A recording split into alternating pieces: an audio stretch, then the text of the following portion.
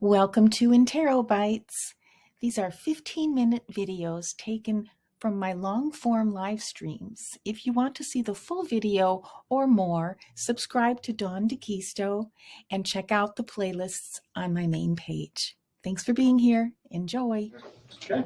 Where do you want me to sit, man? You can just sit right here, and I'll sit right here with you. Made a couple of notes I've been thinking. Okay. Do you have a credit card? I do. The one that you sent me the email Got it right here. on? Can I just make a copy of that? Yeah. I'm not going to charge anything to you. That's fine. That's fine. But I just got to show. You can't trust the police to hold on your credit card. Well, here's the thing. Your account doesn't necessarily show that you are the account holder. There's nothing in that Gotcha. course. By the way, I'm just going to interject as I always do, and you also can interject and just say pause if you want me to interject. I thought it was really cute when Jeffrey came in. He sat right down. He's really into. He's got his notes, right? He's ready to talk, and this is I believe is Inspector Hale, or could be Officer Hale. I can't remember his title, and it may be different now. This is over 8 years later, so. I just thought that was kind of cool, and he's just saying, oh, hey, we just need to verify where you were and get your credit card information to confirm your whereabouts at the time of Dan's murder. Gotcha. So I'm just going to make a copy of this, and really what this is doing is just working to exclude you as a suspect. Absolutely. Yeah. I can also get You've pretty much done that. Well, I thought so. I'm sure my cell phone records would show that to you. Well, I kind of showed this to my boss, and they're like, well, let's just go ahead and verify that he has this account number. Sure, gotcha. And you weren't locking on to somebody else. Yeah. Conspiracy theory stuff, I know. Gotcha. Well, no, you guys got to be careful. Yeah, we got to check everything out. So I'll be right back. I'll make a copy of this, and then I'll come right back. Okay, now it skips right here. So Mentour Lawyer did take out some of the empty space where Jeffrey was just waiting all by himself in the interview room. It's really not an interrogation in this case either. It's an interview, but semantics, right? And I love hanging out with you too. Thank you so much. Thank you so much. And I like this answer is very interesting. I think it's in front. I think it's a front this is regarding the undercover police car that Charlie Adelson owned. And we're speculating as we do here. That's what we do here. What could be the reason anybody would want to have that? And so Sandra, this is great. A front, as if Charlie had nothing to hide. He thinks he's smarter than all of us. He does seem to be someone, he gives a lot of advice, even when you're not asking for it. And Jeff, he was so, you can just tell he was, Jeff had his agenda, and he was doing his homework, and he was thinking this through, and he was quite frankly very concerned,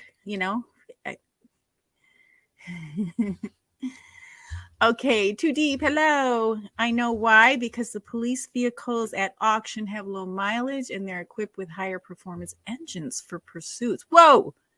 So they can be a good value from auctions. Thank you, Too Deep.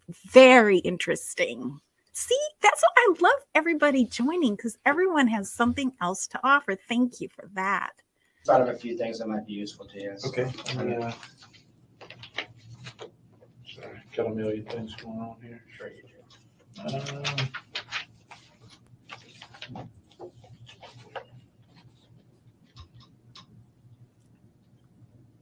Unfortunately, we can't see Jeffrey very well in this.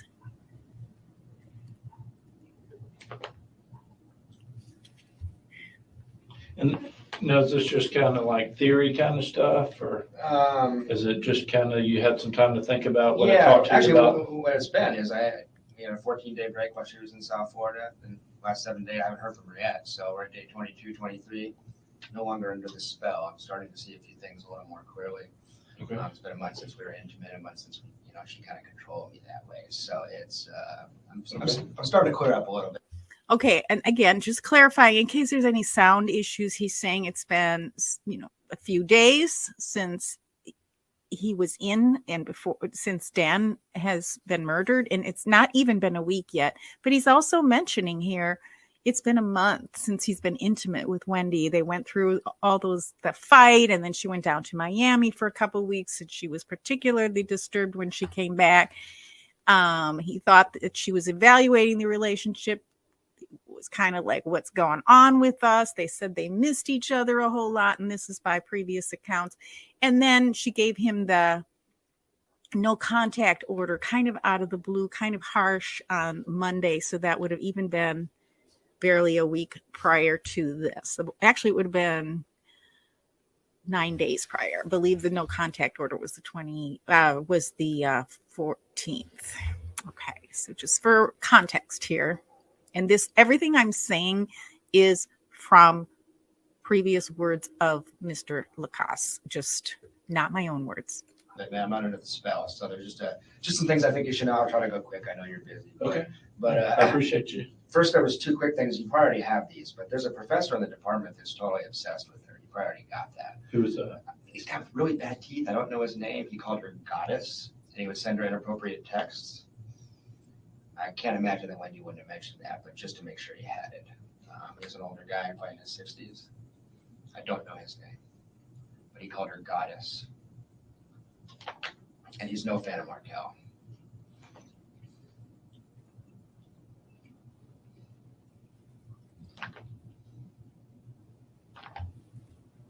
So here again, Jeffrey is offering he's racking his brains probably for the last couple of days. Who else could have been in Wendy's radar, or that might have done this to Dan as a result of Wendy? And it's kind of interesting to me that everyone thinks it's about Wendy. Like, there hasn't been anyone thinking, whether it's this guy with bad teeth who is after Wendy, who thinks she's a goddess or whatever, that she might kill Dan. He might kill Dan because he's so passionate about her. But nobody has said, well, Dan was killed. Oh, obviously Dan was killed because he was a bad guy, or he sold drugs, he was a drug dealer, or he was known for road rage or something like that. Everyone always points back to Wendy, even when it's not Wendy's family. And I just think that's really interesting that and also appreciate that he's racking his brains. And I can feel that. I could imagine I would do the same.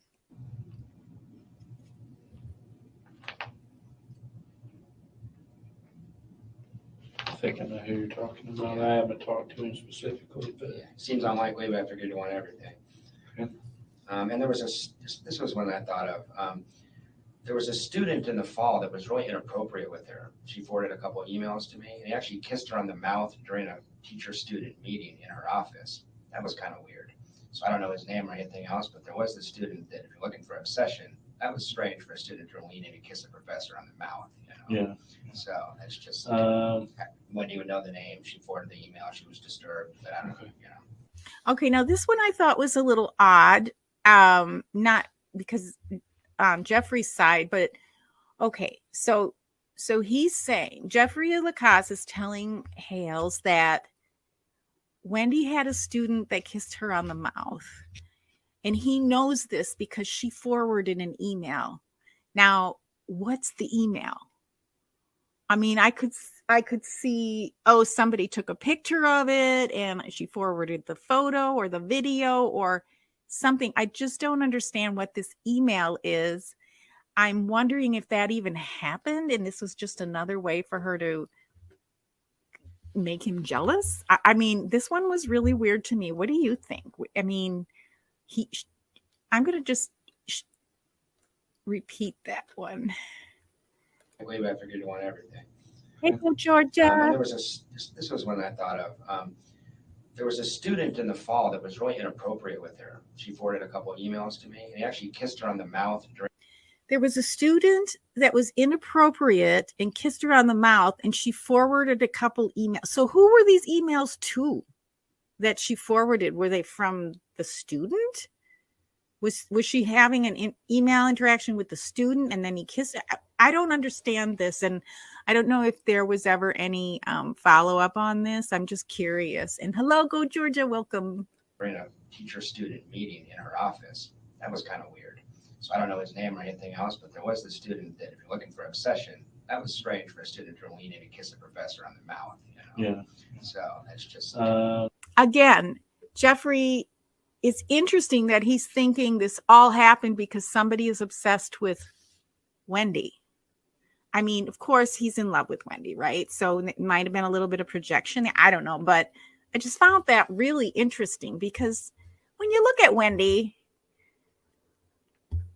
I know she's not Marilyn Monroe or anything. Wendy would know the name. She forwarded the email. She was disturbed, but I don't know. If you really needed it, I have that email somewhere.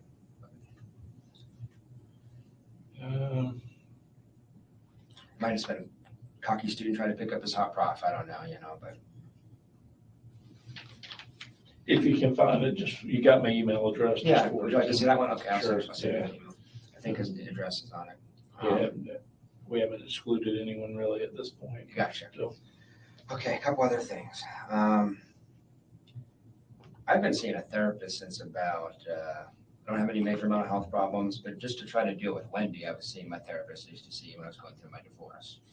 So I was thinking about what we talked about in there. I mean, I've spent like $2,000 on therapy trying to figure out how to deal with Wendy. She's been really hard to handle. And I realized I never put it together, but he for months has been concerned that she's a sociopath. And I didn't tell you guys that before.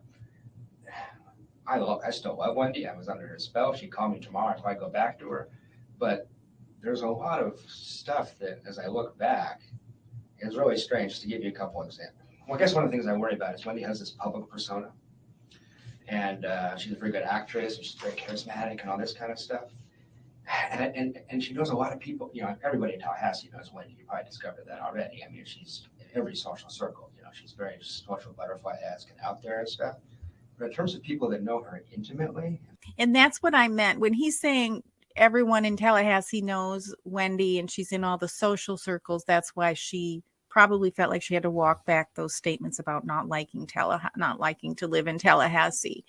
And then although Jeffrey did already on the 21st mention some of these things, he's now saying, just to clarify, that it was actually his therapist who made these potential, theoretical diagnosis of Wendy because he was seeing a therapist regarding his relationship with her. So he's coming back and this is really important for him to convey this to the police.